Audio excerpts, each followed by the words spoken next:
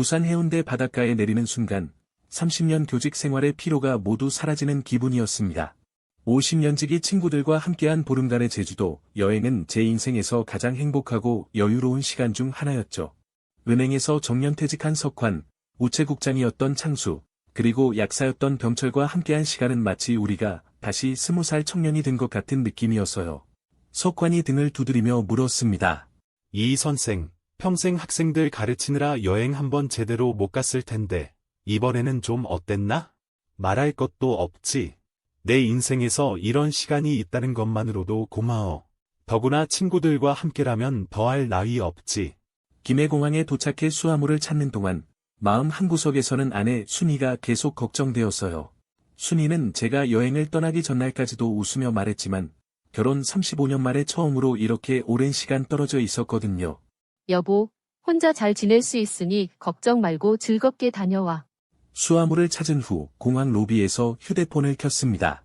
아내에게 전화하기 전에 아들 상훈에게 먼저 연락해봐야겠다는 생각이 들었어요. 휴대폰을 귀에 대고 물었습니다. 상훈아, 아버지 방금 부산 도착했다. 어머니 잘 계시지?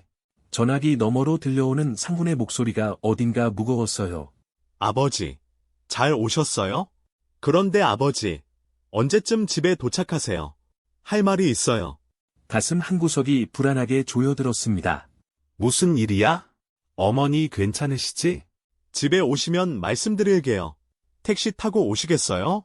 불길한 예감이 들었지만 공항에서 바로 택시를 잡았습니다. 가는 내내 마음이 무거웠어요. 순이에게 직접 전화해볼까 하다가 곧 집에 도착할 텐데 하는 생각에 참았죠. 제가 사는 해운대 아파트에 도착했을 때는 이미 저녁 무렵이었습니다. 현관문 열쇠를 꺼내려는데 문이 먼저 열렸어요. 며느리 미영이 문을 열었습니다. 평소에도 그리 다정한 며느리는 아니었지만 오늘따라 더 쌀쌀맞았습니다. 인사랄까, 형식적이랄까, 어색한 말투로 물었죠. 어머, 아버님 오셨네요. 밥 드셨어요? 뭐 드실래요? 아니, 비행기에서 먹었어. 상훈이는 안에 있어? 거실로 들어오세요. 거실에 들어서자 상훈이 소파에 앉아 있었습니다. 얼굴이 어둡고 지쳐 보였어요. 무슨 일이 있었던 걸까? 불안감이 점점 커졌습니다. 상훈아, 무슨 일이냐? 어머니는 어디 계시니? 상훈이 무거운 한숨을 내쉬더니 고개를 들었습니다. 아버지, 앉으세요. 할 말이 있어요. 소파에 앉자 상훈이 무거운 표정으로 말을 꺼냈어요. 아버지, 어머니가 요양병원에 계세요. 순간 귀를 의심했습니다. 뭐라고? 요양병원에? 보름 전만 해도 멀쩡했는데 무슨 소리야? 상훈의 대답이 날벼락 같았습니다. 갑자기 치매 증상이 심해져서요. 아버지 없는 사이에 위험한 행동을 많이 하셨어요.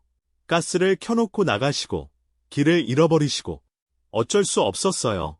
말문이 막혔습니다. 35년을 함께 산 아내가 갑자기 치매 증상이 심해졌다니. 여행 전에는 전혀 그런 기미가 없었는데 불과 보름 만에 이런 일이 일어났다는 게 믿기지 않았어요. 그럴 리가 없어. 내가 떠나기 전날만 해도 장도 보고 은행에도 가고 다 멀쩡했는데 뭔가 잘못된 거 아니냐? 그때 미영이 거실로 들어왔습니다. 무표정한 얼굴로 커피 2잔을 내려놓더니 말했어요. 아버님, 치매가 그렇죠.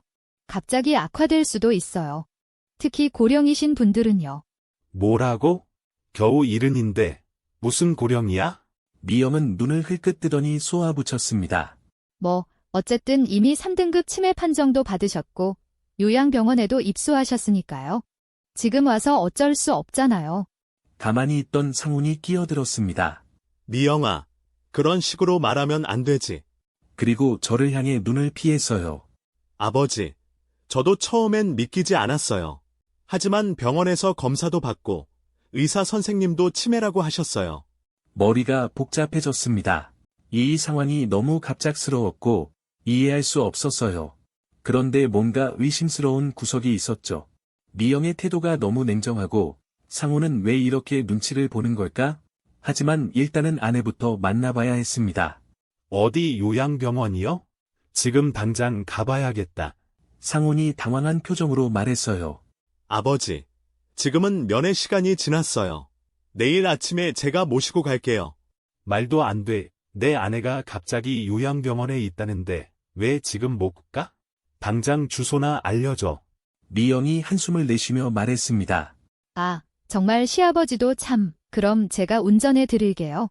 근데 벌써 밤이라 면회 못할 거예요. 상훈이 급히 지갑과 자동차 키를 집어들었습니다. 내가 모실게. 미영아, 넌 집에 있어. 집을 나서면서 뒤를 돌아보니 미영의 얼굴에 이상한 표정이 스쳐 지나갔어요. 불안과 초조함이 섞인 듯한 뭔가 이상했습니다. 차를 타고 가면서 저는 상훈에게 물었습니다. 상훈아, 어머니가 정말로 치매 증상이 있었어? 내가 보기엔 멀쩡했는데. 상훈은 운전대를 꽉 잡고 대답했어요. 제가 본 거로는 가끔 반복해서 같은 질문을 하시고 약속을 잊어버리시기도 했어요. 그런 건 나이 들면 누구나 있는 일이야. 그걸 가지고 갑자기 요양병원에? 상훈이 입술을 깨물더니 말했습니다. 미영이가 걱정이 많았어요. 혹시 어머니가 사고라도 당하실까봐. 그 순간 저는 느꼈습니다. 이 모든 일이 미영이 주도로 일어났다는 것을요. 요양병원에 도착했습니다. 건물은 낡고 어두웠어요. 밤이라 더 음산해 보였습니다. 1층 안내 데스크에 중년 여성이 앉아 있었어요. 상훈이 다가가 말했습니다. 안녕하세요. 203호 박순애 님 보호자입니다. 면회 가능할까요?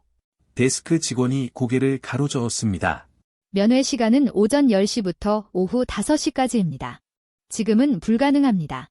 저는 참지 못하고 앞으로 나섰어요. 저는 제주도에서 방금 돌아왔습니다. 아내가 여기 계시다는 걸 오늘 처음 알았어요. 잠깐이라도 볼 수 있게 해주십시오. 직원은 난처한 표정을 지었지만 결국 고개를 끄덕였습니다. 10분만요. 2층 복도 끝에 203호입니다. 2층으로 올라가는 계단은 어둡고 냄새가 났어요. 소독약 냄새와 노인 냄새가 섞여 있었습니다. 복도를 걸으면서 좌우로 방들을 지나갔어요. 각 방마다 어르신들이 누워 계셨고 어떤 방에서는 신음소리가 들렸습니다. 203호 방 앞에 도착해 노크를 했지만 대답이 없었습니다. 조심스레 문을 열었더니 방은 비어 있었어요. 침대는 정돈되어 있었고 옷장에는 순이의 옷들이 가지런히 걸려 있었습니다. 침대 옆 탁자 위에는 우리 결혼 사진이 놓여 있었어요. 그 사진을 들었더니 먼지가 묻지 않은 것을 보니 최근에 누군가가 만졌던 것 같았습니다. 다시 복도로 나와 식당을 찾아갔어요. 큰 홀에 여러 테이블이 있었고 20여 명의 어르신들이 식사를 하고 있었습니다. 저는 순이를 찾아 천천히 걸어 다녔어요. 그리고 창가에 앉아있는 그녀를, 제 아내를 발견했습니다. 순이는 창밖을 멍하니 바라보고 있었어요. 그녀 앞의 식판은 거의 손대지 않은 듯했습니다. 저는 천천히 다가가 그녀의 어깨에 손을 얹었어요. 여보, 나야. 당신 괜찮아? 순이는 저를 향해 고개를 돌렸지만 그 눈빛이 낯설지 않았습니다. 오히려 놀란 듯한, 그리고 안도의 빛이 역력했어요. 어머, 당신이었어? 빨리 날 데리고 나가줘. 여기서 나가고 싶어. 순이의 말에 저는 혼란스러웠습니다. 치매 환자라면 이렇게 또렷하게 말하고 상황을 인지할 수 있을까요? 저는 그녀의 손을 꼭 잡았어요. 여보, 무슨 일이 있었던 거야? 왜 갑자기 여기에? 순이가 주변을 둘러보더니 작은 목소리로 속삭였습니다. 나중에 얘기해. 여기선 조심해야 해. 사람들이 지켜보고 있어. 그 순간 간호사 한 명이 다가왔어요.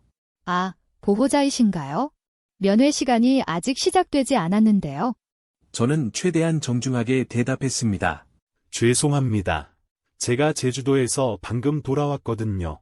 아내가 어떤 상태인지 너무 궁금해서 일찍 왔습니다. 간호사는 의심스러운 눈빛으로 우리를 번갈아 보더니 말했어요. 박순애님은 3등급 치매 판정을 받으셨어요. 기본적인 일상생활은 가능하시지만 인지 기능이 많이 저하되셨습니다. 특히 시간과 장소 인식에 문제가 있으세요. 순이가 갑자기 말했습니다. 나 여기가 어디지? 당신은 누구세요? 저는 깜짝 놀라 순이를 바라봤어요. 방금 전까지 또렷하게 저를 알아보던 아내가 갑자기 저를 모른다고요? 그런데 순이의 눈이 깜빡였습니다. 아주 미세하게, 거의 눈치채기 어려울 정도로요. 그제야 저는 그녀가 연기를 하고 있다는 것을 깨달았어요. 아내가 기억력에 문제가 있다고 하더니 정말 그렇군요. 잠시 대화 좀 나눠도 될까요? 간호사는 잠시 고민하더니 고개를 끄덕였습니다. 10분만요. 그리고 박순애 님이 혼란스러워 하시면 바로 알려주세요. 간호사가 자리를 비운 후 순이는 다시 또렷한 눈빛으로 저를 바라봤어요. 여보, 제발 날 좀 데리고 나가줘. 난 치매가 아니야. 미영이가 이런 짓을 벌인 거야? 저는 그녀의 손을 꼭 잡았습니다. 무슨 말이야? 자세히 얘기해봐. 순이는 떨리는 목소리로 말했어요. 미영이가 어느 날 누가 올 거라고 했어. 그러면서 이것저것 물어보면 전부 모르는 척하라고 했어. 계절, 날짜, 시간, 이름. 이것저것 물어보면 다 모른다고 해야 한다고 했어. 저는 충격을 받았습니다. 그래서 어떻게 됐어? 알고 봤더니 그 사람이 치매 등급 판정하는 사람이었어. 내가 다 모른다고 하니까 3등급 치매로 판정했어. 순이의 눈에 눈물이 고였어요. 그리고 나서 미영이랑 상훈이가 와서 짐을 싸더니 여기로 데려왔어. 내가 아무리 아니라고 해도 소용없었어. 여기 직원들은 다 내가 치매라고 알고 있으니까. 저는 가슴이 찢어지는 것 같았습니다. 제 아내가 속임수에 넘어가 이곳에 갇혀 있었다니요. 그것도 제 아들과 며느리 지드로. 분노가 치밀어 올랐지만 지금은 냉정을 유지해야 했어요. 여보, 걱정 마. 내가 당신을 여기서 꼭 데리고 나갈게. 하지만 지금 바로는 안 돼. 증거를 수집하고 준비를 해야 해. 그때 다른 할머니 한 분이 천천히 우리 테이블로 다가왔습니다. 휠체어를 타고 있었는데 얼굴이 슬퍼 보였어요. 아가씨, 나도 집에 가고 싶어. 내 아들이 곧 올 거야. 내 방은 어디지? 그 할머니는 진짜 치매 증상을 보이고 있었습니다. 순이가 그 할머니의 손을 잡아주었어요. 괜찮아요. 최 할머니. 곧 방으로 모셔다 드릴게요. 저는 그 광경을 보며 깨달았습니다. 여기 있는 다른 어르신들은 정말 치매를 앓고 계셨지만 저희 아내는 멀쩡했어요. 하지만 요양병원에서는 그녀도 치매 환자로 알고 있었던 거죠. 간호사가 다시 돌아왔습니다. 면회 시간이 끝났어요. 정식 면회 시간에 다시 오셔야 합니다. 저는 아내 손을 한 번 더 꼭 잡아주었어요. 내일 다시 올게. 조금만 참아. 돌아오는 차 안은 침묵으로 가득했습니다. 상훈도 아무 말이 없었어요. 저는 창밖을 보며 생각했습니다. 어떻게 해야 순이를 그곳에서 데려올 수 있을까? 법적으로 문제가 있다면 변호사를 찾아야 할까? 아니면 경찰에 신고해야 할까? 집에 도착해 거실에 들어서니 미영이 소파에 앉아 있었습니다. TV를 보고 있던 그녀는 저를 보더니 물었어요. 어머니 만나셨어요? 저는 냉정하게 대답했습니다. 만났어요. 그런데 치매 증상이 없어 보이더군요. 미영의 표정이 순간 굳었습니다. 치매 환자들은 가끔 멀쩡해 보일 때가 있어요. 속으시면 안 돼요. 아니면 당신이 속인 건 아닐까요? 그 말에 미영의 얼굴이 확 변했습니다. 뭐라고요? 지금 저보고 거짓말쟁이라고 하시는 거예요? 상훈이 급히 끼어들었습니다. 아버지, 그런 말씀은 상훈아, 넌 정말 모르는 거냐? 내 어머니가 치매가 아니라는 걸. 상훈의 얼굴이 창백해졌습니다. 저는 의사 선생님이 진단하셨으니까 저는 더 이상 참을 수 없었습니다. 내일 당장 변호사를 찾아가겠어. 그리고 어머니를 데리고 나올 거야. 그날 밤 저는 잠을 이룰 수 없었습니다. 침대에 누워 천장만 바라봤어요. 순이가 없는 집은 너무 허전했습니다. 35년을 함께 산 아내가 없다는 게 실감나지 않았어요. 새벽 3시쯤 저는 일어나 책상 앞에 앉았습니다. 컴퓨터를 켜고 치매 관련 법률을 찾아봤어요. 부당한 치매 진단, 강제 입원, 보호자의 권리, 이런 것들을 하나하나 읽어 내려갔습니다. 다음 날 아침, 저는 곧바로 법률사무소를 찾아갔습니다. 김 변호사라는 분을 만났어요. 제 아내가 부당하게 요양병원에 갇혀 있습니다. 도와주실 수 있습니까? 김 변호사는 제 이야기를 들은 후 고개를 끄덕였습니다. 일단 재진단을 받으셔야 합니다. 다른 병원에서 검사를 다시 받고 치매가 아니라는 진단서를 받으세요. 그런데 아내가 병원에 갇혀 있는데 어떻게 데리고 나갑니까? 법적으로 보호자가 원하면 퇴원할 수 있습니다. 선생님이 보호자시니까 퇴원 요구를 하시면 됩니다. 저는 즉시 요양병원으로 향했습니다. 오전 10시, 면회 시간이 시작되는 시각이었어요. 데스크에서 면회 신청을 했습니다. 그런데 직원이 난처한 표정을 지었어요. 죄송합니다만 며느님께서 면회 제한을 요청하셨습니다. 뭐라고요? 무슨 권한으로? 며느님이 주 보호자로 등록되어 있으세요. 환자분의 안정을 위해 면회를 제한한다고 하셨어요. 저는 분노가 치밀어 올랐습니다. 저는 남편입니다. 법적 배우자인데 왜 면회를 못합니까? 직원은 난처한 표정으로 매뉴얼을 펼쳤어요. 규정상 주 보호자가 면회를 제한하면 그럼 주 보호자를 저로 바꿔주세요. 그건 며느님이 동의하셔야. 저는 더 이상 참을 수 없었습니다. 지금 당장 제 아내를 퇴원시키겠습니다. 퇴원 신청서 주세요. 직원이 당황해서 어디론가 전화를 걸었어요. 잠시 후 병원장이 나타났습니다. 병원장실로 안내받았습니다. 60대 후반으로 보이는 남자였어요. 무슨 일이십니까? 저는 사정을 설명했습니다. 제 아내가 치매가 아니며 부당하게 입원했다고요. 병원장은 고개를 저었습니다. 박순애님은 정식으로 치매 등급 판정을 받으셨습니다. 국민건강보험공단에서 3등급으로 인정했어요. 그건 잘못된 진단입니다. 재검사를 요청합니다. 그건 보호자가 신청하셔야 합니다. 제가 보호자입니다. 서류상으로는 며느님이 주 보호자로 되어 있습니다. 환자 본인이 의사 결정 능력이 없다고 판정받았으니 보호자 변경은 주 보호자의 동의가 필요합니다. 저는 말문이 막혔습니다. 법적으로 완벽하게 짜여진 함정이었어요. 제 변호사와 상의하겠습니다. 곧 다시 오겠습니다. 다시 법률사무소로 돌아왔습니다. 김 변호사에게 상황을 설명했어요. 생각보다 복잡하네요. 일단 법원에 후견인 지정 신청을 하셔야 할 것 같습니다. 시간이 얼마나 걸립니까? 빠르면 한 달, 길면 석 달. 법원 일정에 따라 다릅니다. 한 달에서 석 달이라니. 그동안 순이는 그곳에 갇혀 있어야 한다는 말이었습니다. 집에 돌아와 소파에 앉았습니다. 머리가 복잡했어요. 그때 휴대폰이 울렸습니다. 석환이었어요. 명수야, 무슨 일이래? 상훈이가 전화해서 순이가 요양병원에 있다던데? 저는 친구에게 모든 상황을 설명했습니다. 이런 개자식들이 자기 부모를 그렇게 대하다니. 명수야, 우리가 도와줄 일이 있으면 말만 해. 고마워, 석환아. 지금은 법적으로 풀어야 할 것 같아. 그래도 혹시 모르니까 우리가 병원에 가서 순이를 지켜보는 건 어때?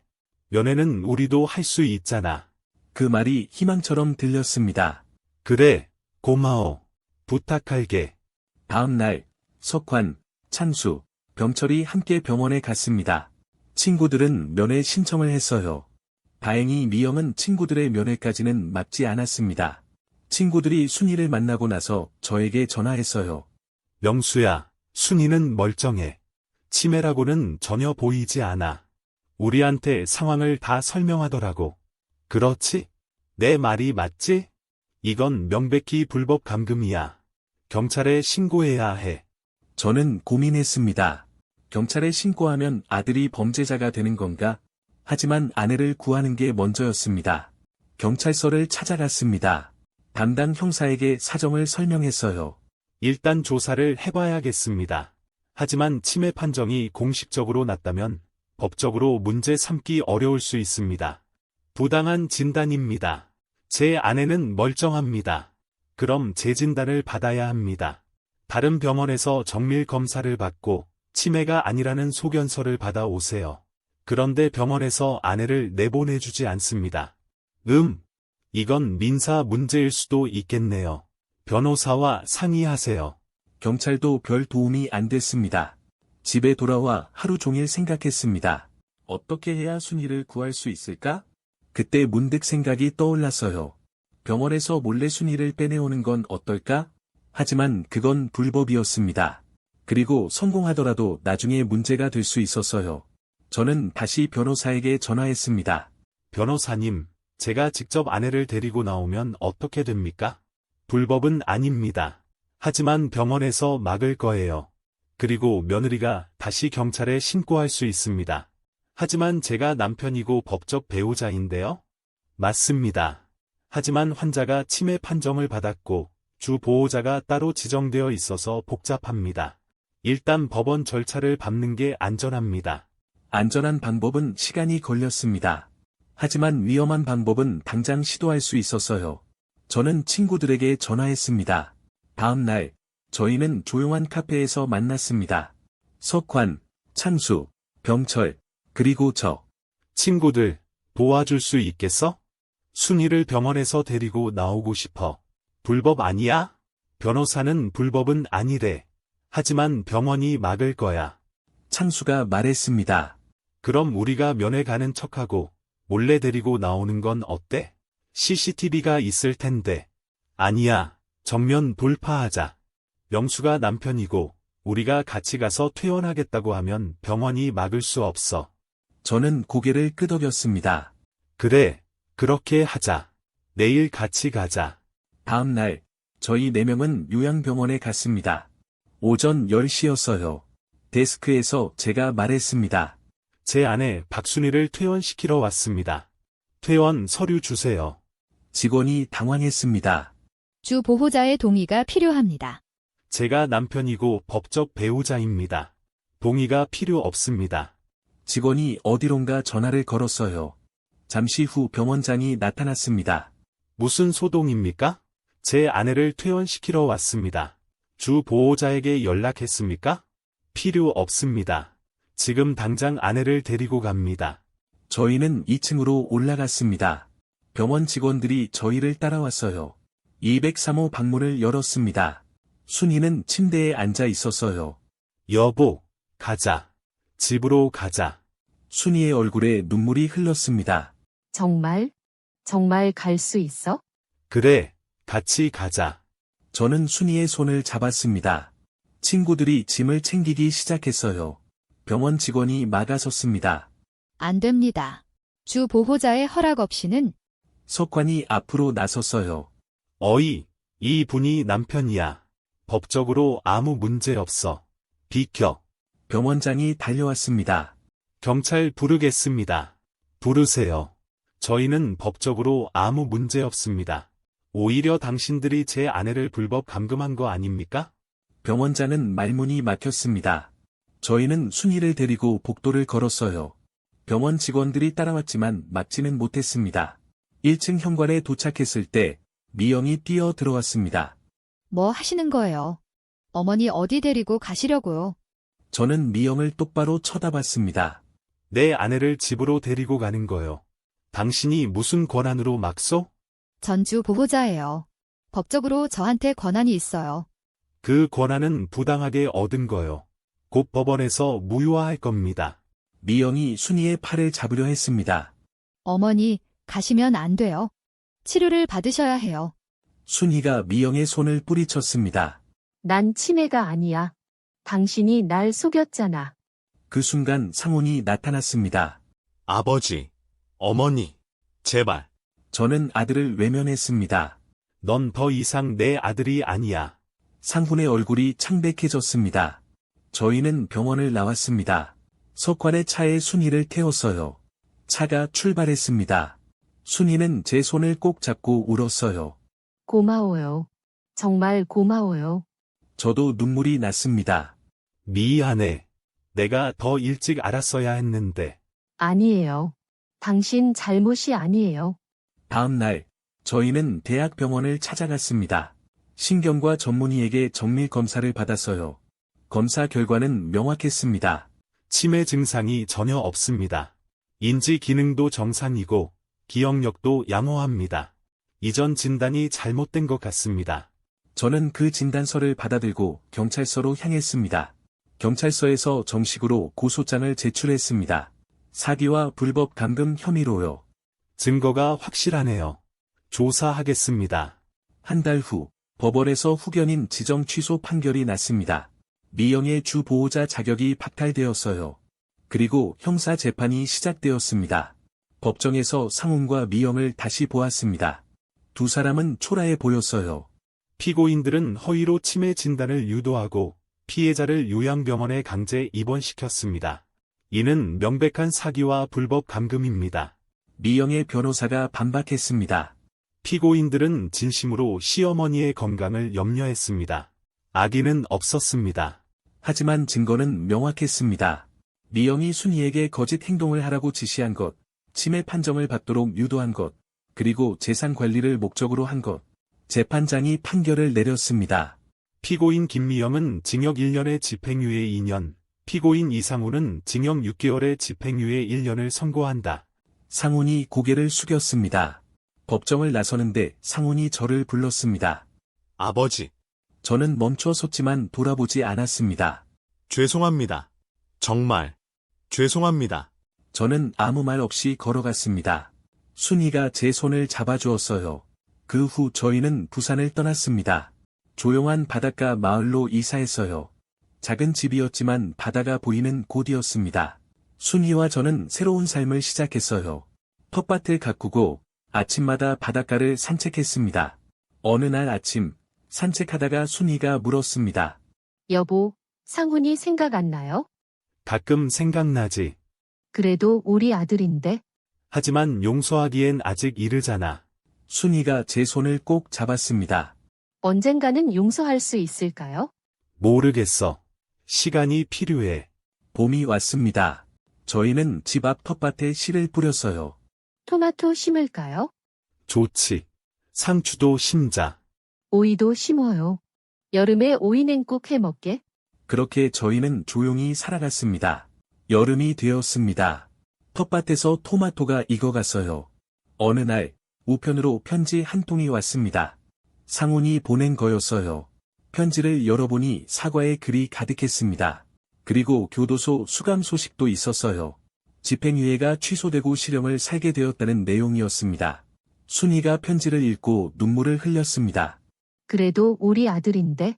면회라도 가볼까요? 저는 고개를 저었습니다. 아직은 아니야.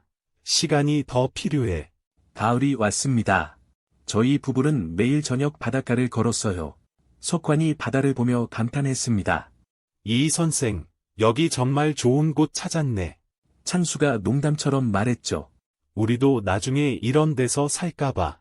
상훈에게서는 감옥에서 편지가 왔습니다. 사과하는 내용이었어요. 어느 날 순이가 말했습니다. 여보, 상훈이한테 답장 좀 해줘요. 그래도 우리 아들이잖아요. 미운 정 고운 정 다 있는? 순이야, 넌 너무 착해. 아니에요. 저도 아직은 화가 나요. 하지만 언젠가는 용서해야 할 것 같아요. 우리가 평안하려면. 저는 한참을 생각하다가 고개를 끄덕였습니다. 그래, 내 말이 맞아. 하지만 지금은 아니야. 시간이 좀 더 필요해. 계절이 바뀌었습니다. 여름이 지나고 가을이 왔어요. 저희 부부는 텃밭에서 수확한 채소로 김치를 담그고 마을 어르신들과 함께 게이트볼도 즐겼습니다.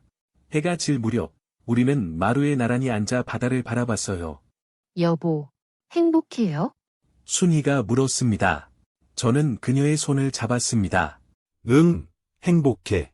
너와 함께 있으니까. 저도요. 비록 아들은 그렇게 됐지만 우리 둘이 있잖아요. 그래, 우리 둘이 서로 잘 챙기면서 살자. 건강하게, 오래오래. 네, 여보. 붉게 물드는 노을을 바라보며 저는 생각했습니다. 인생은 때때로 우리를 배신합니다. 가장 믿었던 사람이 가장 큰 상처를 주기도 하죠. 하지만 그 상처 속에서도 우리는 다시 일어설 수 있습니다. 서로를 의지하고 새로운 시작을 할 수 있어요. 지금 저희 부부는 조용한 바닷가 마을에서 평화롭게 살고 있습니다. 큰 부나 명예는 없지만 서로에 대한 깊은 사랑과 신뢰가 있습니다. 그것만으로도 충분히 행복합니다. 아침마다 함께 걷는 바닷가, 함께 가꾸는 텃밭, 함께 나누는 따뜻한 저녁 식사.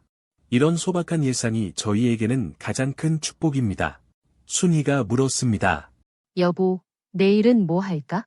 글쎄, 내일은 날씨가 좋다던데, 이웃 할머니가 알려준 그 등산로 한번 가볼까? 좋아요. 도시락도 싸가요. 그래, 그러자. 우리는 손을 꼭 잡고 노을을 바라봤습니다. 내일도, 모레도 우리는 함께일 것입니다. 그것으로 충분합니다.